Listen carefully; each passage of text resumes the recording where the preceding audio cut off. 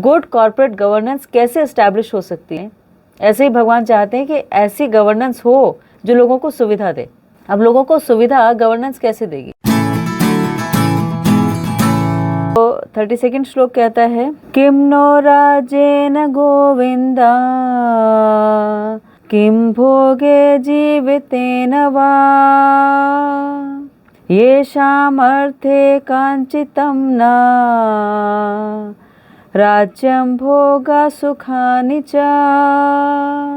और इसके आगे भी ये चारों श्लोक हैं, लेकिन इसमें ये बताया गया है कि हे गोविंद, हमें राज्य सुख या इस जीवन से क्या लाभ, क्योंकि जिन सारे लोगों के लिए हम उन्हें चाहते हैं वे ही इस युद्ध भूमि में खड़े हैं। हे मधुसूदन, जब गुरुजन, पितृगण, पुत्रगण, पितामह, मामा, ससुर, पौत्रगण, साले और अन्य संबंधी अपने अपने धन और प्राण देने के लिए तत्पर हैं और मेरे समक्ष खड़े हैं, तो फिर मैं इन सबको क्यों मारना चाहूँगा, भले ही वो मुझे क्यों ना मार डालें। हे जीवों के पालक, मैं इन सबसे लड़ने को तैयार नहीं, भले ही बदले में मुझे तीनों लोग क्यों ना मिलते हों। इस पृथ्वी की बात तो छोड़ ही दें, भला धृतराष्ट्र के पुत्रों को मारकर हमें कौन सी प्रसन्नता मिलेगी। तो ये इस श्लोक में अर्जुन के क्वेश्चंस हैं।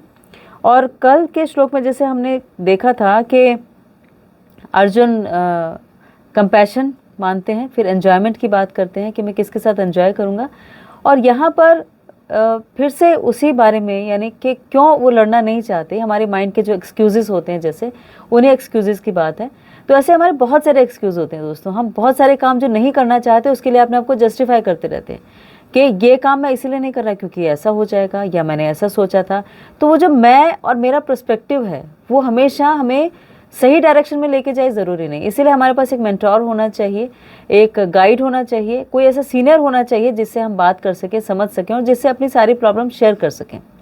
तो अर्जुन ने यहाँ पर बहुत ही फ्रैंकली, बहुत आराम से अपनी प्रॉब्लम शेयर की भगवान कृष्ण से, और भगवान कृष्ण ने उसके उत्तर दिए। तो अभी अर्जुन की भगवान बात सुन रहे हैं, तो इसका मतलब ये हुआ कि जब हम किसी के पास जाते हैं तो एक्सपेक्ट करते हैं कि वो हमारी बात को बहुत ध्यान से सुने, पेशेंटली सुने। और इसीलिए अगर कोई हम अगर बहुत अच्छे वक्ता हैं तो बहुत अच्छे लिसनर होना भी ज़रूरी है। इसलिए जैसे भगवान यहाँ पर अर्जुन को पेशेंटली सुन रहे हैं, हमें इस बात से सीखना चाहिए कि हम भी किसी को बहुत पेशेंटली सुने, उसे समझें, उसके रीजंस को समझने की कोशिश करें, आइडेंटिफाई करने की कोशिश करें और तब जाके कोई जवाब दें। हम बहुत इम्पेशेंट होते हैं, थोड़ा सा सुना और झट से जवाब देने के लिए मतलब तत्पर हो जाते हैं। तो तत्परता नहीं चाहिए। यहाँ पर भगवान और अर्जुन का संवाद ये सिखा रहा है।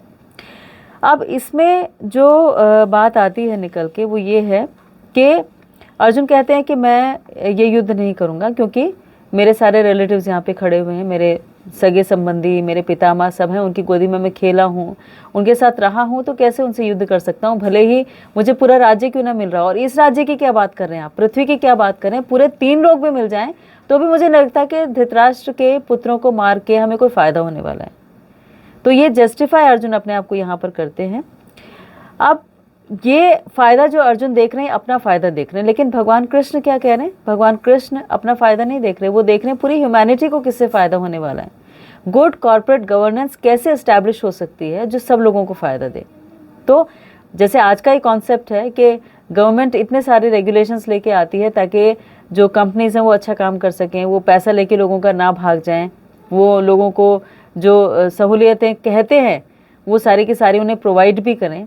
ऐसे ही भगवान चाहते हैं कि ऐसी गवर्नेंस हो हस्तिनापुर में जो लोगों को सुविधा दे। अब लोगों को सुविधा गवर्नेंस कैसे देगी? गवर्नेंस सुविधा ऐसे देती है कि अच्छी गवर्नेंस होगी तो फिर लोग वहाँ पर प्रोटेक्टेड फील करेंगे, वो सुरक्षित रहेंगे। सुरक्षित रहेंगे तो सुखी रहेंगे, उनका फेयर चला जाएगा। तो ये 4 चीज़ें, गवर्नेंस हमें ये 4 चीज़ें देती कि को खाना ठीक से मिले, आपकी नींद पूरी हो, आपकी इंद्रिय तृप्ति ठीक से हो और आप भय से मुक्त होकर जी सकें। ये हमारी बॉडी का प्रोटेक्शन है। तो गवर्नेंस, आज की गवर्नेंस की हम बात करते हैं तो पुलिस प्रोटेक्शन है या स्टेट प्रोटेक्शन है या गृह मंत्रालय है, ये सब कुछ है। क्यों है? क्योंकि ये हर नागरिक को पूरी सुरक्षा देने की कोशिश करती हैं। लेकिन ये जो सुरक्षा है, यहाँ से और एक्सटेंडेड सुरक्षा की बात भगवान कर रहे हैं, क्योंकि भगवान का पर्पस क्या था भगवद गीता सुनाने का? भगवान का पर्पस था भगवद गीता सुनाने का कि यदा यदा ही धर्मस्य ग्लानिर्भवति भारत अभ्युत्थानम अधर्मस्य तदात्मानं सृजाम्यहम्। और परित्रणाय साधुनाम विनाशाय च दुष्कृताम धर्म संस्थापनार्थाय संभवामि युगे युगे, कि मैं क्यों आता हूँ, ताकि धर्म की स्थापना कर सकूँ। धर्म की स्थापना मतलब एक गवर्नेंस अच्छी देना, और जिससे कि सब लोग सही तरीके से जी सकें, चोरी चकारी बंद हो जाए, सोसाइटी अच्छी तरह से रहे, लोग झूठ ना बोलें, लोग ट्रुथफुल हों, ताले लगाने की ज़रूरत ना पड़े, एक दूसरे को चीट ना करें, कोई डिस्प्यूट्स ना हो, ये सारी की सारी, कोई वाद विवाद ना हो, ये सारी रीजंस थे। इसी को गवर्नेंस बोलते हैं। अब भगवत गीता में जब इस गवर्नेंस की बात कर रहे हैं, यानी युधिष्ठिर की बात भगवान कर रहे हैं, तो वो युधिष्ठिर अगर राज्य करेंगे तो लोगों को सुख मिलेगा, क्योंकि उनकी बॉडी, उनका सब प्रोटेक्टेड रहेगा। लेकिन साथ ही साथ जब हमारी ये चीज़ें सेटिस्फाई होती हैं, यानी आहार निद्रा भय मैथुन अच्छी तरह से हो जाता है, तो हमारा माइंड काम करने लगता है, तो हमारी सटल बॉडी यानी हमारा मन बुद्धि अहंकार, इसके लिए हम काम करने लगते हैं और इसको हम सही डायरेक्शन में लेके जा पाते हैं। नहीं तो हमेशा यही परिस्थिति बनी रहती है कि कैसे खाएं, कैसे कमाएं, कैसे पेट भरें, इससे ऊपर सोच ही नहीं पाते।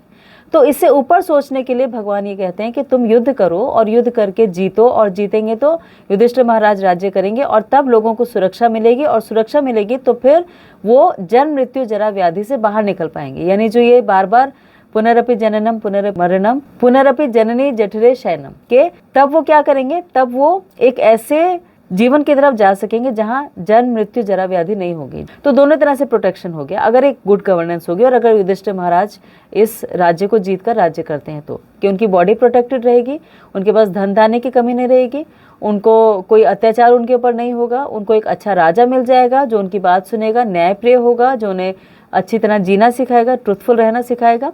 और जब वो ये सब इस चीज़ों से सेटिस्फाई हो जाएंगे तो अल्टीमेटली वो अपने मन बुद्धि अहंकार के लिए काम करेंगे, उसके में वो पीसफुल रहेंगे, वो कोई भी बुरा काम करना नहीं चाहेंगे, और फिर जब उनकी डेथ होगी तो फिर वो इस जन्म मृत्यु जरा व्याधि के चक्र से भी छूट जाएंगे।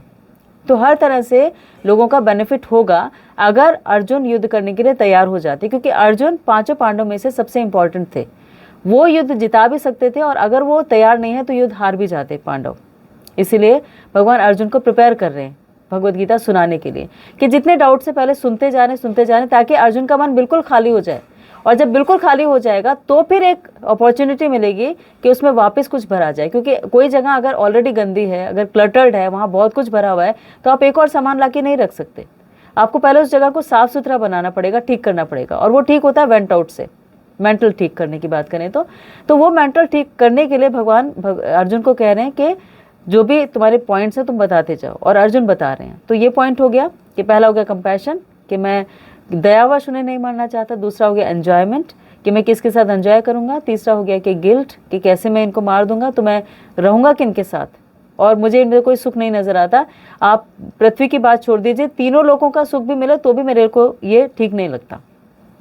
तो इसीलिए हमारा ग्रॉस बॉडी का प्रोटेक्शन, यानी स्थूल शरीर, सूक्ष्म शरीर और आत्मा, तीनों का प्रोटेक्शन इसी में निहित था कि पांडव युद्ध करें और जीत जाए, और तब सब लोगों को फायदा हो जाए। तो ये श्लोक से भगवान कहना चाह रहे हैं कि फायदा कैसे होगा, कि अल्टीमेटली उन्हें क्या बेनिफिट होगा, कि जो लोग हैं जब उनकी मृत्यु होगी तो उनको उनकी कॉन्शियसनेस इतनी अच्छी होगी कि वो एक हायर प्लेनेट पे जा सके।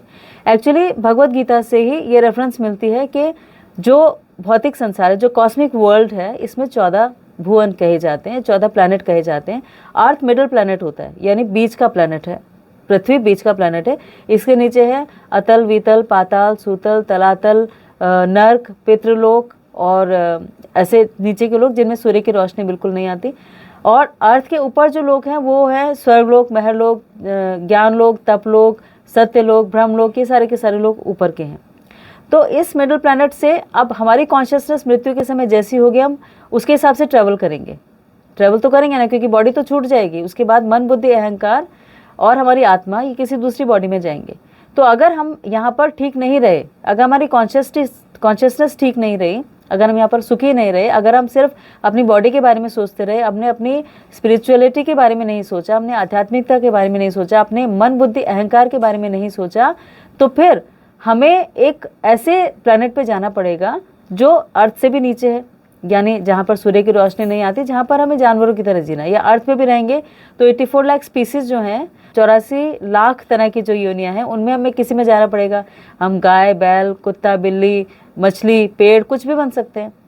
तो उससे फिर हमें दुख झेलना पड़ेगा। इसीलिए भगवान ये कहते हैं कि अगर तुम उन्हें ये प्रोटेक्शन दे देते हो, तुम ये राज्य जीतते हो और उनको एक अच्छा राजा मिल जाता है, तो वो हायर प्लैनेट पे जा सकते हैं, यानी वो स्वर्गलोक, महरलोक, तपलोक, ज्ञानलोक, ऐसे लोगों पर जा सकते हैं जो इससे अच्छे हैं, पृथ्वी से भी अच्छे हैं।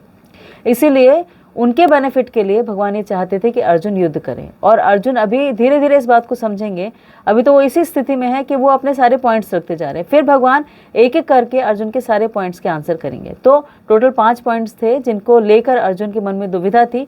अभी 2 पॉइंट्स हमने डिस्कस किए, एन्जॉयमेंट और कंपैशन। इसके आगे के 3 पॉइंट्स और हैं, वो हम अगले श्लोक में डिस्कस करेंगे। तो आपने आज के लिए इतना समय निकाला और आप इस श्लोक को पढ़ेंगे तो आपको समझ भी आएगा। तो प्लीज़ इसे पढ़िएगा, समझने की कोशिश कीजिएगा, और फिर हम आगे बात करेंगे कि भगवान अर्जुन को कैसे कन्विंस करते हैं, कैसे बताते हैं, और कितना पेशेंटली। कोई ऐसा नहीं था, आर्गुमेंटेटिव टोन नहीं थी, ना तो अर्जुन की थी ना भगवान की थी, और ना भगवान डोमिनेटिंग थे। कह रहे थे कि देखो मैं तुम्हारा दोस्त हूँ, मैं भगवान भी हूँ, मुझे पता है तुम्हारे लिए क्या ठीक है, तो जो मैं कह रहा हूँ करते जाओ चुपचाप, ऐसा भी नहीं बोला। उन्होंने पूरी भगवत गीता सुनाई और उसके बाद अर्जुन को बोला कि मैंने तुम्हें सब बता दिया है, now it is your turn to decide. तुम्हें डिसाइड करना है कि क्या ठीक है क्या गलत है। तो अब हम आगे देखेंगे कि कैसे डिसाइड करते हैं अर्जुन। आज की वीडियो के लिए थैंक यू सो मच, आपने टाइम निकाला। प्लीज़ अपना बहुत ख्याल रखिएगा और इस श्लोक को, ये जो 3-4 श्लोक एक साथ हैं, इन्हें पढ़िएगा। Thank you.